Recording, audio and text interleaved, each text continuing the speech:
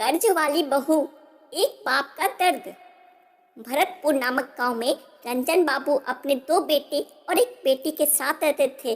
वे भरतपुर में एक छोटा सा जमींदार थे। उनकी बेटी रीना शादी लायक हो गई थी, इसीलिए उन्होंने भरतपुर के सबसे जाने माने जमींदार संजय जी से अपनी बेटी के लिए उनका बड़ा बेटा हर्ष का हाथ मांगा। संजय जी को भी यह रिश्ता बहुत पसंद आया। जल्द ही रीना और हर्ष की सगाई हो गई।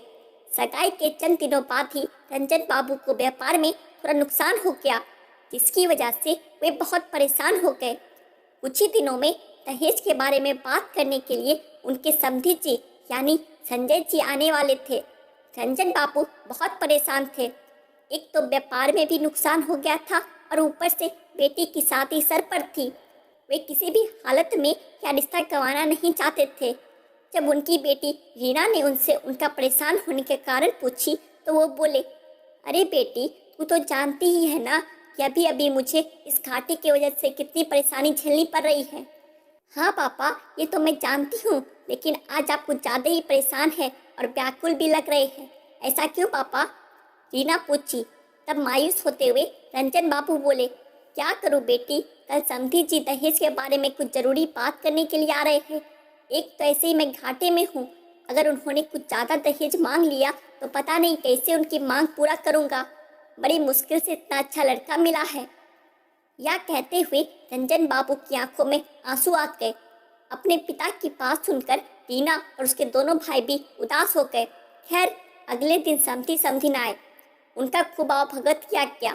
कुछ देर बैठने के बाद समधी जी यानी संजय जी रंजन बाबू से कहे, रंजन बाबू, अब काम की बात हो जाए। रंजन बाबू की धड़कन बढ़ गई और बोले, हाँ हाँ समधी जी, जो आप हुक्म करें। संजय जी ने धीरे से अपनी कुर्सी रंजन बाबू की ओर खिसकाई और धीरे से उनके कानों में बोले, रंजन जी, मुझे दहेज के बारे में बात करनी है। रंजन बाबू हाथ जोड़कर आंखों में आंसू भरे हुए बोले, बताइए समधी जी, जो आपको उचित लगे, मैं पूरी कोशिश करूँगा। संजय जी ने धीरे से रंजन बाबू का हाथ अपने हाथों से दबाते हुए बस इतना ही कहा, देखिए रंजन जी, आप कन्यादान में कुछ भी दे या ना भी दे, थोड़ा दे या ज़्यादा दे, मुझे सब स्वीकार है, पर कर्ज लेकर आप 1 रुपया तक दहेज मत देना। वो मुझे स्वीकार नहीं, क्योंकि जो बेटी अपने बाप को कर्ज में डुबो दे, वैसी कर्ज वाली लक्ष्मी मुझे स्वीकार नहीं। मुझे बिना कर्ज वाली बहू ही चाहिए, जो मेरे यहाँ आकर मेरी संपत्ति को 2 गुना कर देगी। रंजन बाबू संजय जी की बात सुनकर हैरान हो गए। उनसे गले मिलकर बोले, समधी जी, बिल्कुल ऐसा ही होगा।